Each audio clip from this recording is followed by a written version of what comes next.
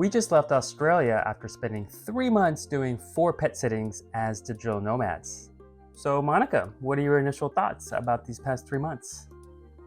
Well, it was my first time in Australia and it was an amazing experience. We saw so many beautiful beaches, landscapes, and I loved the warm weather.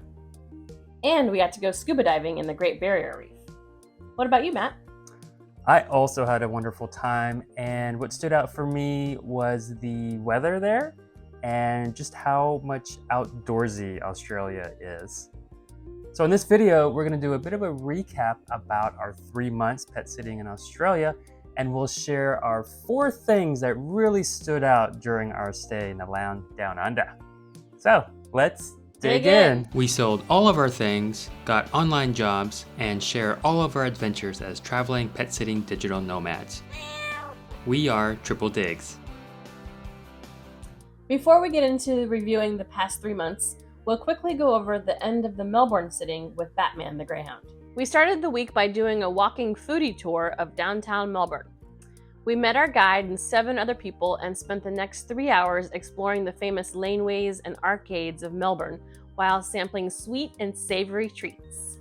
We really enjoyed learning about Melbourne, and we learned that at one point it was the richest city in the world because of the gold rush. It currently has a population of about 5 million people, so there is any type of cuisine that you could imagine. I really liked learning about all the old buildings and some of the historic parts of downtown.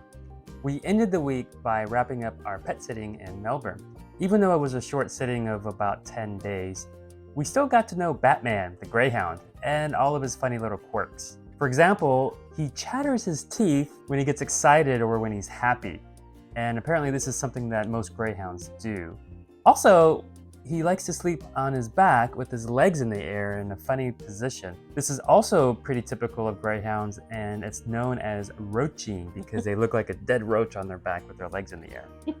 Overall, Batman was very chill and liked to sleep all day. Since his name was Batman, we imagined that he would talk like Batman the superhero, with a deep, commanding, and authoritative voice. So when we read the guide that the command for him to take his bedtime pee outside was to say, "Do you want to go wee-wees, Batman?" we would always answer for him saying, "I'm Batman. I go wee-wees now." Or sometimes we do the softer Batman voice. "I'm Batman. I go wee-wees now." And it became a running joke, and we still say it to this day, and it's hilarious. This sitting marked our last sitting in Australia because our 90-day visa was set to expire the next day. We got on a plane and took a 3-hour flight here in New Zealand. So for the next 10 days, we'll be taking a wonderful vacation touring both the South and the North Island, and we'll be dedicating our next video to our adventures here in New Zealand. We've had some time to reflect on our 3 months in Australia, and here are the 4 things that stood out to us the most. With it being my first time in Australia, I was expecting to see kangaroos, koalas, and crocodiles, and I wasn't disappointed. We went to a few places with exhibits to see these typical Australian animals, and they were beautiful.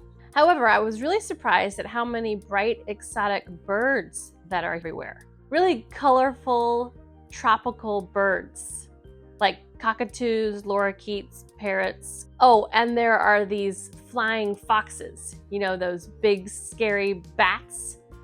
They're everywhere around here, and they're really loud and screechy, and they're huge.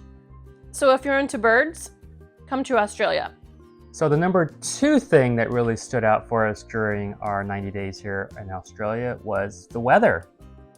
One of the big reasons we came to Australia during this particular time was that we wanted to avoid the winters in the US. So we came over to Australia during the summertime. We had very little rain and we had lots of warm, sunny days. So we ended up completely skipping winter, which is exactly what we wanted to do.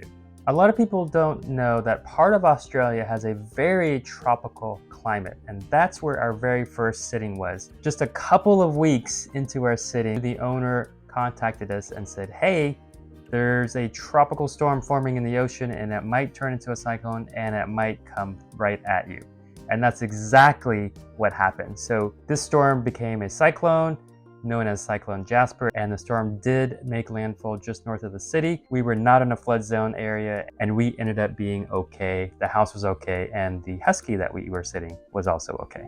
During our 3 months as pet-sitting digital nomads, we managed to have some time to do some amazing adventures and excursions. These included checking out huge waterfalls, sea kayaking, exploring the world's oldest living tropical rainforest, checking out the Sydney Opera House, and the New Year's Eve fireworks. But the one adventure that topped them all was scuba diving in the Great Barrier Reef.